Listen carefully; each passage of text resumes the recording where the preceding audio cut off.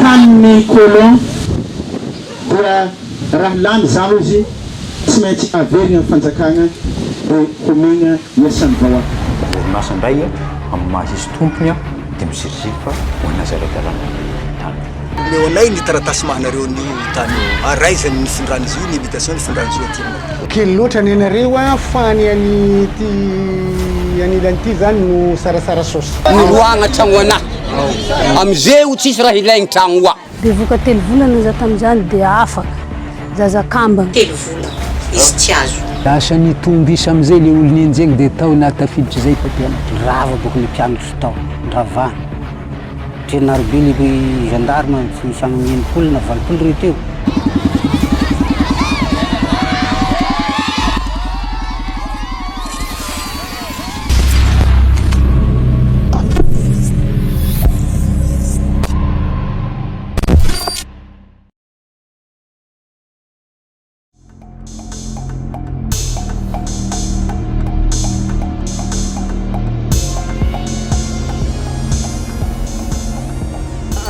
Velaran-tany mirefy 7,740 hektara mahakasika fokotany folo ao anatin'ny district amin'ny Mampikony Port Berger no itrangan'ny olana no niady tany. Nitondra ny anarana hoe lot de colonisation titre 21-22 BV ary nisoratra tamin'ny vazaha iray antsoina hoe Vicaire Michel io tany io nandritra ny andron'ny fanjanahantany. Ny fokon'olona no nilaza ho nanamainty milaly azy nandritra ny taona maro hatramin'ny fanjanahantany sy taoriana ny alan'ilay vazaha teto Madagasikara. Anisan'ireo mbola nahatratra ny vazaha tompony tany Ile Tombo Jean mpamboly ao Tsimjaly. Hatramizay aloha tsy nanilikilikana ny vazaha izay niasa teto. Niara-niasa ihany zahay. Ary ny razambenay mihitsy zany ny dadilahinay mihitsy namolaka an'io tany io depuis ta 1940 na 1939 ny makatina angady fototra an'io tany io. Niara-niasa tamin'ny vazaha izy ary mba manana morceau tany teo ihany niasana. Zay zany ny zavatra niaina. Dia zahay zao zany efa génération fahatelo.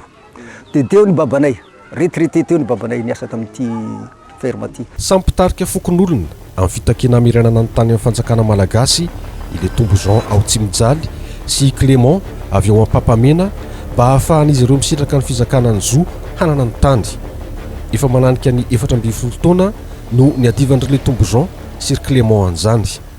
Nanomboka izay ady zay tamin'ny 20 ady voalohany tamin'io zany dia ny fanohana ny cotonarial stat ny fanaovana ny prescription acquisitive.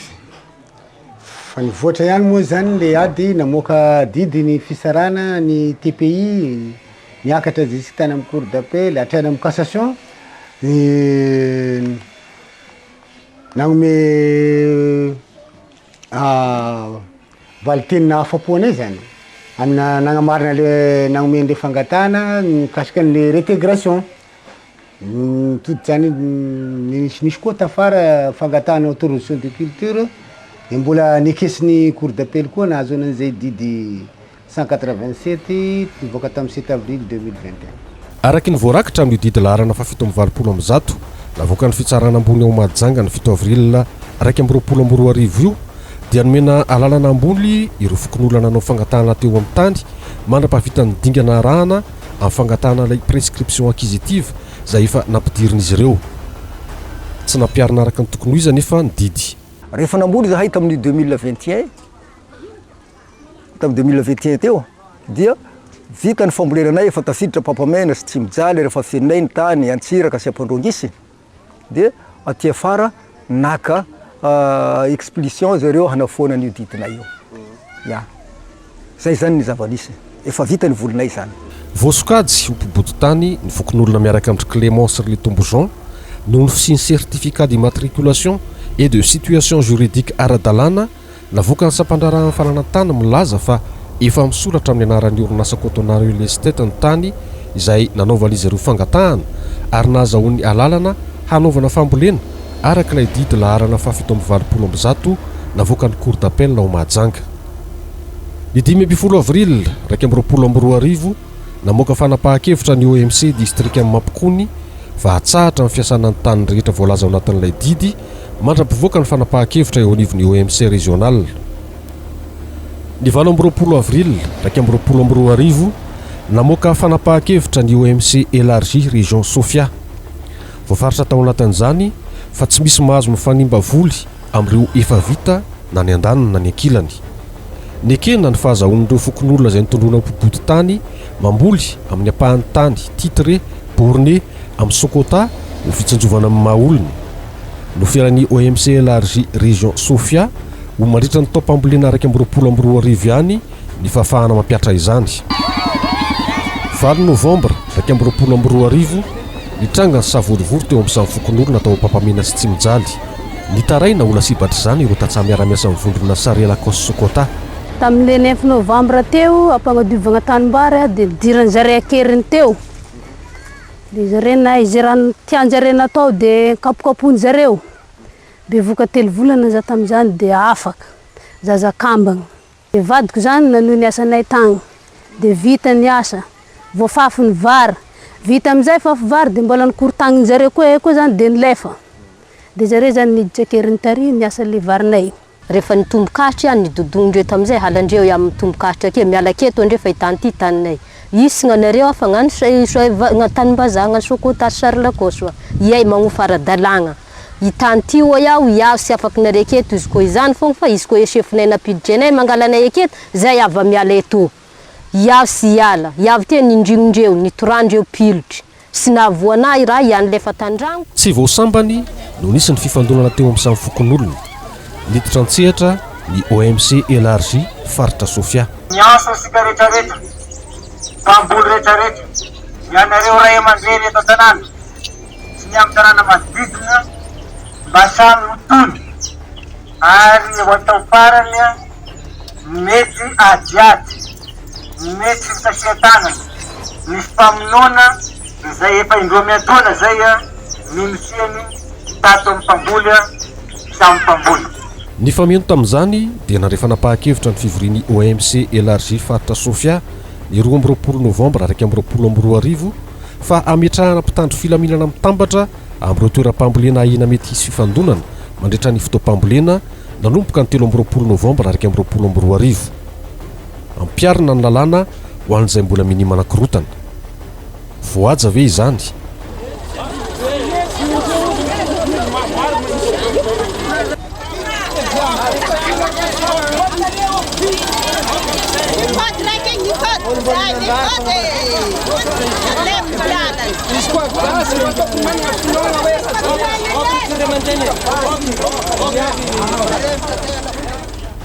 Fito Desambra 2024 tsy napozin'ny fokon'olona miaradia amin'ireo tombo sy Clément ny zavanitranga.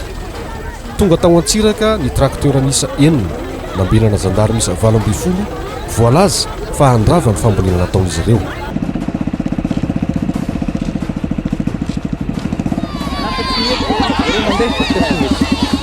Nanatrika izany ny solombavam-bahoaka roa lavo fito tao mampokony sport berger. Sisy mahazy mikitika zareo fa ho ataontsika valahorona zao dia zao so milefa ho avetony gendarme hialaka tracteur io miaraka amin'ny ologno chauffeur zio alefa port berger zao dia zao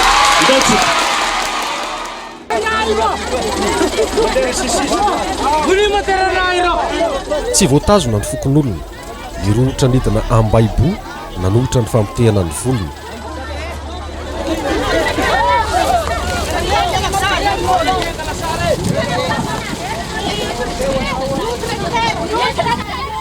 Tsy voafeny toedrara ary ny afara tamin'ny fahamaizan'ireo trakteur miisa 4.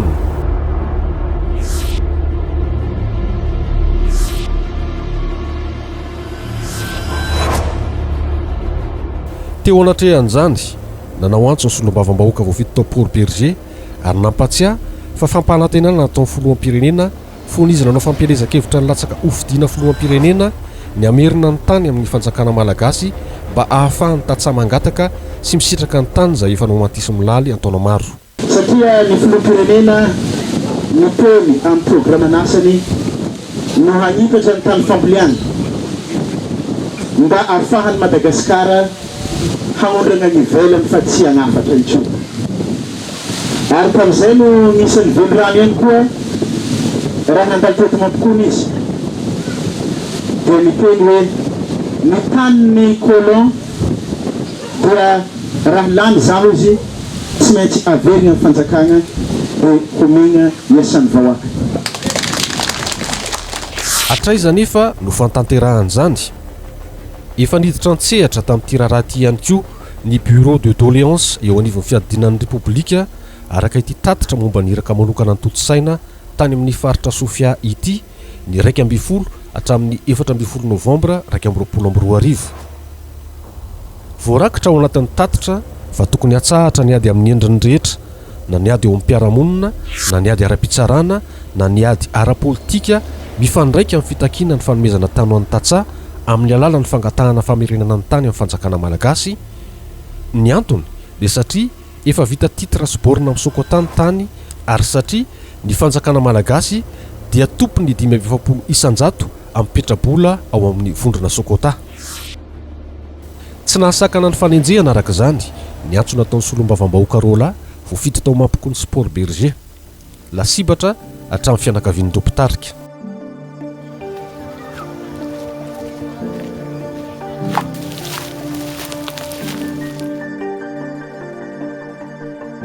Benedicte renim-pianakaviana iray eto Ankiririka, mpampianatra no asany. Izy ilay renim-pianakaviana nitondra vohoka nivoaka ny gazety fa nitsoaka noho ny fanenjehana ka teraka tsy tonga volana tany anaty ala. Tonga zary avy tagny miaraka amin'ny Sokota. Dia fokon'olon'ny Sokota zany namany zary tonga te miaraka amin'ny zandaro 7 la. Dia zary tonga dia misy olona babako zany tamin'ny plasy izanany. Anisan'ny Dopitarika ny fokon'olona miaradia amin'ireo Tombo Jean Sir Clément ny Raindramatoa Benedicte. Rehefa tsy hitany zandary izy dia ny zanany no nitsamborona tsirairay ka nahatonga ny Benedicte nitsoaka na dia efa nitondra vohoka 7 volana aza tamin'izany. Zavagna za teraka tangalan-draha tagny. Teraka amin'izay kampagna zanako boka vita. Dia le araiky amin'izay mahazo ny hevitra io doko zany tsy azo azy. Dia mbola tazomina malao izy te tazomina ry 3 volana ny trany izy dia raiky tsy azo raiky zandry. Zany hoe papanao zany tena tadiaviny zany. Ia, papako tegna ny tadiaviny zary satria izy lohany le hady. Izy ny solony tegna ny fokon'ologno amin'ny plasy ny Antsiraka. Dia rehefa tsy tamin'ny papanao dia samborony daholo na rehetra. Tsy tamin'izay papako io zandriky lalahy reny samborony. Dia le vai avy mitaiza iny najanono zare igny. Dia raiky lalahy igny nentin-jare dia nigadra ta 3 volana izy. Tsisy zany. Iverako azy ny karaha tondrany karamegna zay ny evitany na mbola beo ataovinareo zay tokony mahafera. Anisan'ny lasibatra mifanenjehana ihany koa ireto mpampianatra 3 amin'ny rahalahy ao amin'ny EPP Tsimjaly ireto. Tao anatin'ny fotoana fampianarana no tonga ny zandary. Dia voalohany ala zany zareo taty tamin'ny katolika. Nirava boka le mpianatra tao, niravana. Trenarobe le gendarme tsy misy agny 90 na 80 reo teo. Nilefa boka zany le fokon'olo. Dia samy nangala zanany tao am-pianarana. Dia lasa nandeha koa zany le ray aman-dreny nianatra tamin'ny EPP nangala zanany tao koa. Mbola ampianarana io. Ay manakory moa izy ty. Ny raha ny Sokota ndraiky raha tsy tokony nandalo mpianatra. Dia ao di directeur ny faravao fa le ray aman-dreny zany tsy eo. Lasa nilefa aby. Dia nirava teo zany le zaza zany. Nanampitrotraka ny rivo-doza izay tafiditra an-tanety. Tamin'ny fotoana ny cyclone igny nandalo tafiakatra tan-tanety tagnatin'ny heriky be igny tamin'igny zany navian'ny gendarmerie tonga tamin'ny tanàna to. Nandritra ny haligny igny zany haligny 18 igny tsary nandry an-tragno zay tamin'igny. Hilay milefa. Agnaty ala zay am'zany rano hitsoaka hagnandrefagna zay satria andrefagna ty mbo misy rano mampikony rano leva mampikony atomboany. Hivarigna agnaty rano tondroka rano laligny tsy afaka lakagna tsisy andro haligny.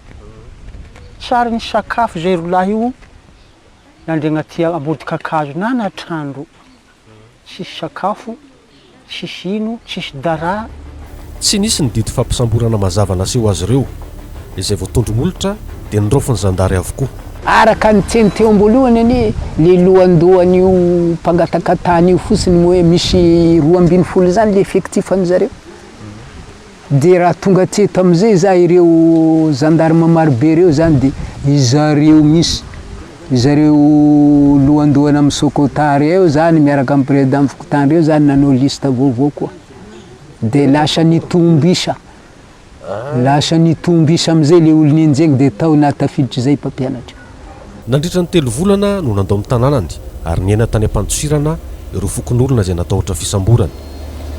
Tsy nisy azo niraisina nefa ny voly na ny fananana rehefa niverina an-tanàna izy ireo fa rava avokoa. Amizeo tsisy raha ilaigny tragno oa ny pitehin-jare jiaby miaraka amin'ny voly anazy jiaby ka mahôgo anazy jiaby potiky miaraka amin'ny vary. Miahiahy ny fisiany fanararota-pahefana ny fokon'olona ka nitondra ny raharaha tena anivo ny tendrom-pitsarana miady amin'ny kolokolona ny paka. Efa eo am-pelantanan'ny Bianco any Mahajanga ny fanadiadiana hoy Clément. Tena misy zay fitoriana zay zany hoe napetraka tena amin'ny paka izy io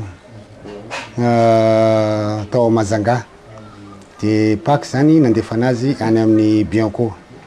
Ny fitoriana zany dia misy hita fa misy fanitara-pahefana be anatiny na tonga anay am'izao fotoana zao na alasagnany vary mirefy 480 hektara any amin'ny raha zerena zany ny tomba bidin'izay zany any amin'ny fatomba bidy any amin'ny 200 tapitisy ariary any man. Voatonona anatin'ity raharaha ity ny fampiasana voafonja ny jinjan'ny vary ny fokon'olona teny fotony. Nangatam-panazavana tamin'ny tompona raiky ny fonja ao Mampikony ny Pitory. Reo olonao reo matrandraka ny varina e manao bodinierina ny varana ireo dia misy olo fa avy nigadra an'io fandravana vary io aminazy reo ka mba mangataky anao garde chef mba avereno aminao agny na afindrao agny io gadranao io de sotrany navaliny anazy hoy zato hoe tamin'ny voalohany zany hoe efa ireo olo reo voalaza fa mbola misazy ato amin'ny fonjany Mampikony reo de efa nahazo demande de mise à liberté provisoire tamin'ny 7 juillet 2021 tany amin'ny chambre correctionnelle ny cour d'appel de niverina tamako au monsieur le garde chef inona moa ny liberté provisoire ireo olo reo nefa condamné ka ny olona condamné ve ka mbola azo liberté provisoire any amin'ny cour d'appel ndray sy olo zay le valiteny ansoratra safike zany tagny mariny io gatra io. Anisany voatonona tao anatin'ny fanadiadiana ihany koa ny orinasa Sare Lacoste. Mpiasa very asa tao amin'ny orinasa Cotona no niady tanan'ny tranga tamin'ny taona 2012 no miasa ao amin'ny Sare Lacoste amin'izao fotoana izao. Hady tany tamin'ny 2020 nidirandreo ankely nefa nisy ny herisetra hatrany amin'ny 700 hektara tsy voavoly fa ataondreo trongy isaka 20 metre isaka 30 metre de trongy tsisy zavatra raha vao miditra amin'iny zany le olo de hoe destruction foana de tsy nikitika nandrara zany ny orinasa hoe allo chômage technique atsika satria perte be rehefa tonga le chômage technique fa tsy te hiditra amin'ny resaka agriculture ntsony le tomle Sokota de nitsakaraka ny orinasa hanofa le tany de Sare Lacoste no hanofa izy amin'ny Cotona zay tompony tany. Zahay mpiasa tato tamin'ny Cotona zay chômage technique nimité nafindra taton'ny Sare Lacoste de zay mbola mpiasa tao Cotona ihany zany nifindra amin'ny Sare Lacoste fa ny orinasa ihany niova fa ny tompon-tany mijanona tompon-tany. Toy izao ny fanazavana avy amin'ny orinasa Sare Lacoste momba ny fitoriana azy ireo sy ny tatsaha miara-miasa aminy tamin'ilay raharaha fangalarana vary teny fotony. Fady n'olona ty amin'ny fomban-drazana zany mamotika voly indrindrandrindra zavatra hoaniny fa minday karazana hoe tsiny moa zany ka lavinay tanteraka io zavatra io nivoaka io didiny cour d'appel io any amin'ny mois de izy ty ampelatanako ty arrêt numéro 187 tany amin'ny 7 avril nivoaka ty hoe mahazo mikarakara volondreo reo. Profray zany fa hoe tsy hoe manome lalana mamboly satria mois d'avril fa tsisy fambolena varesara amin'ny taninay ao fa hoe mikarakara volo raha misy volonareo izy dia ny porofona nandeha tany amin'ny cassation ny orinasa sy ny vahoaka miara-miasa amin'ny orinasa zany dia nolavin'ny orinasa ny foanany azafady ny foanany cassation tanteraka zany les décisions cour d'appel izy ty fa hoe tsisy varondreo ao dia ty ihany no entindreo mandavataona hoe mahazo mamboly fa ty le cassation ty zany tsy asehondreo mihitsy.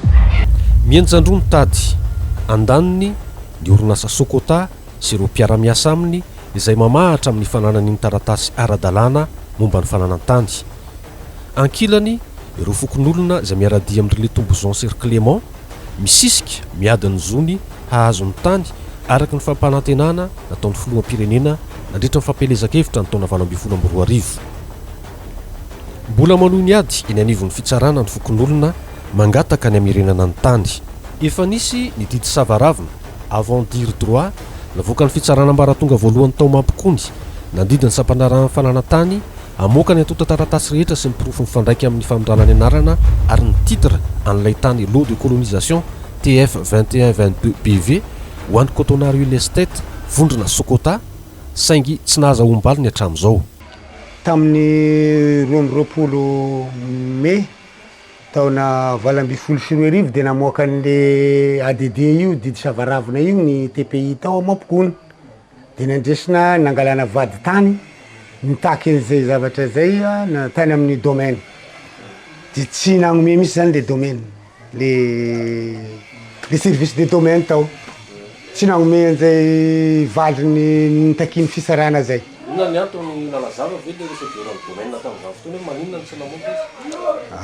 Rehefa nanazava izy rehefa nitondra ny taratasy teny zany zay dia voalohany aloha lefa nazavany hoe misy droit dia naloha le droit 100 000 ariary dia après am'izay zany amin'ny fanaovana droit io hoe ara-dalàna izy zany hoe nalota amin'ny caisse ho amin'ny fanjakana dia misy taratasy ara-dalàna menanareo namarina amin'ilay izy.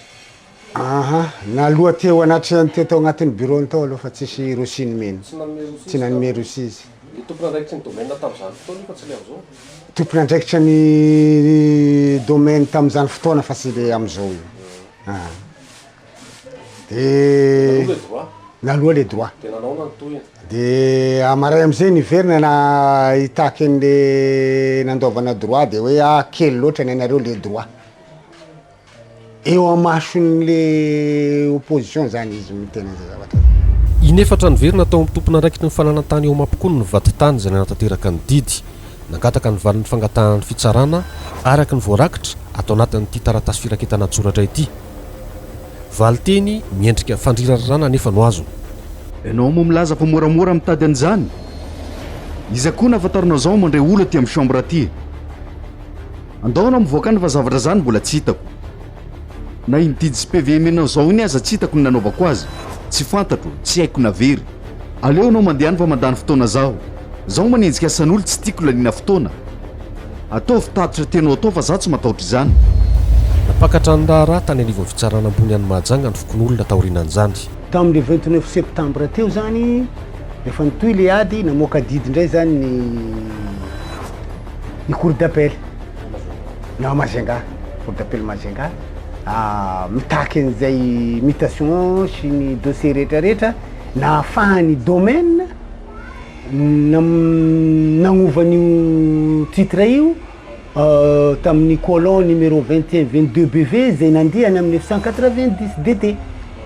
Izay zany le didy farany am'izao.